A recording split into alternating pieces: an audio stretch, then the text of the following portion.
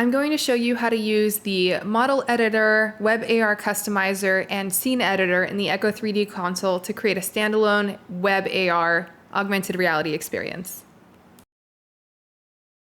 So this is my 3D model. It is pretty good quality, and the only issue with this is that it's very large, and when I view it in AR, the shadow is quite light. They're going to go ahead and make some adjustments to this model. So the Echo 3D console has a lot of really fantastic tools to help you do some quick iterations to your 3D scenes or your 3D models without having to use third-party software. So the first thing that we're going to do is resize the model. In reality, this model is very large, and I can show you what it looks like in the scene editor. So the scene editor has a lot of tools to help you build 3D scenes. You can add shapes, you can mix models. So if I had multiple models here, we could drag them into the scene, build them, and then we can export them into the console or download them. So it's a really nice dynamic tool to be able to make any types of customizations. And just like you would have in Unity, there's a hierarchy over here.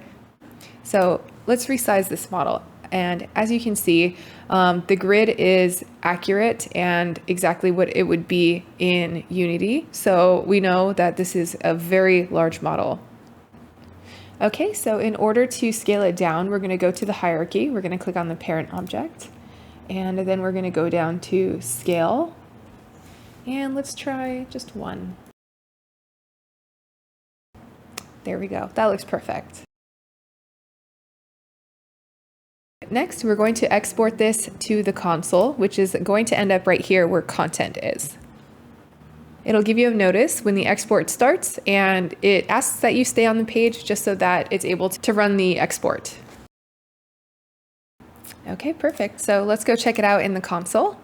And now you'll see that we have a second model, so we can go ahead and delete the old one.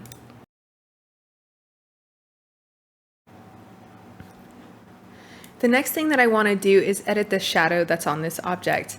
The reason is, as you can see over here, there's a very sharp shadow indicating that there's a light source over here.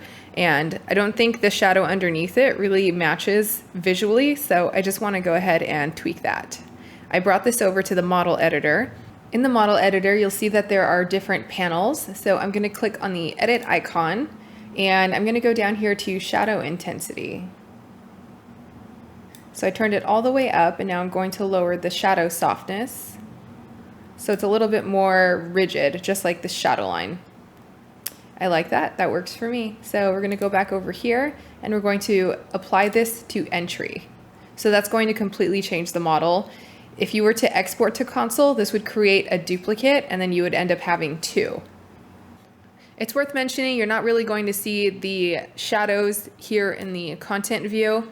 It's going to be something that you're going to see in AR or once you actually see your model in the project that you're working on.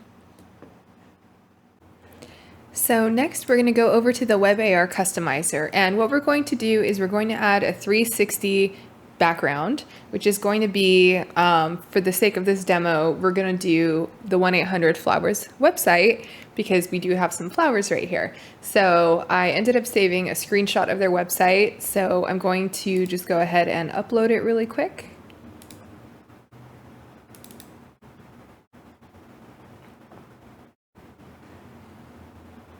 Once that loads, the preview will automatically generate.